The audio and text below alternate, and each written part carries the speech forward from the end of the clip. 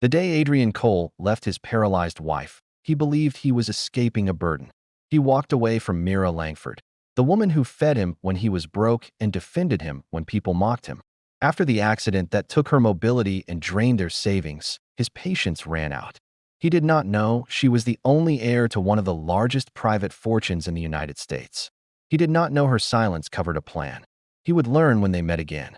Rain tapped the window as Mira watched Adrian load 2 suitcases into a black SUV. He did not look back. She remembered a small studio, a leaking ceiling, and promises whispered at night. Then came a delivery crash on a wet road. Her spine broke. He sat by her bed for weeks, then stayed out late.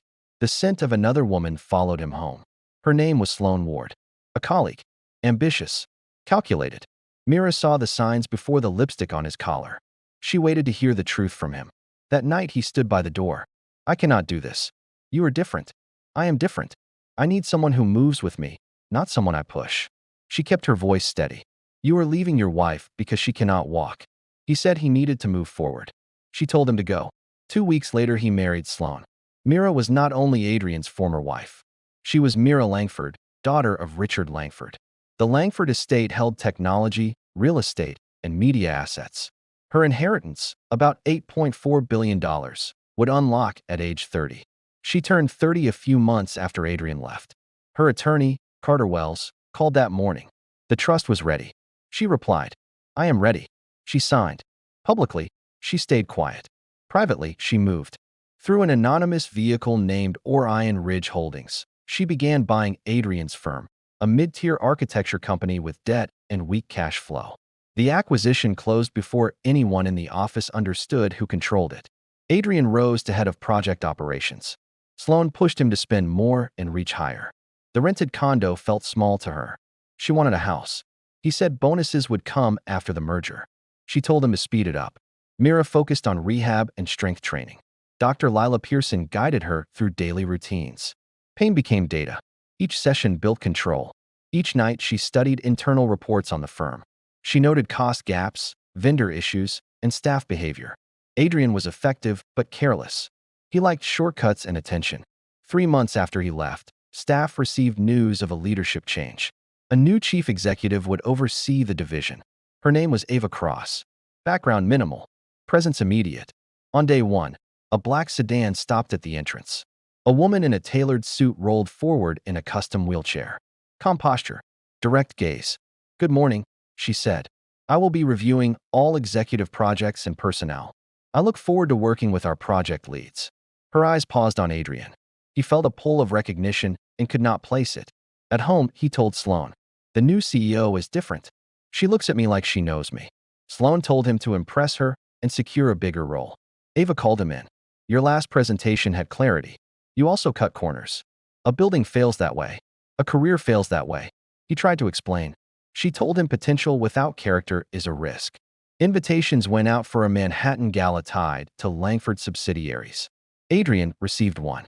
Sloane spent hours on her look. He adjusted his tux and tried to calm a knot in his chest. The ballroom glowed. Cameras flashed. Ava entered in a black gown, composed and precise. She greeted their table. Mr. Adrian. And your wife. Sloane smiled and introduced herself. How long have you been married? Ava asked. Almost 6 months, Sloane said. Later, on a balcony, Ava faced Adrian.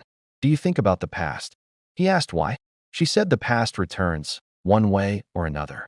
He studied her face. The recognition landed. Mira. Ava's mouth curved.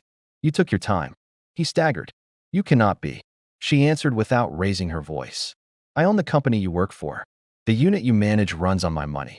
The condo landlord reports to an entity I control. I am not here for your fear. I am here for accountability. He did not sleep. He told Sloane the truth. Mira Langford. The inheritance. The company. Sloane laughed, then stopped. You mean we have been answering to your ex-wife? He said yes. She called him a fool. They argued until dawn. The next morning a meeting notice hit his inbox. Project review. In the boardroom, Ava led the session. She stopped his slide midway. We audited your files. You shifted invoices and approved lower-grade materials. You risked safety for speed. He denied intent. She asked if it was also unintentional when he left a wife who needed him. Silence filled the room. She ended it. You are terminated. Effective today. News broke that evening. Executive removed for misconduct. Internal review ongoing.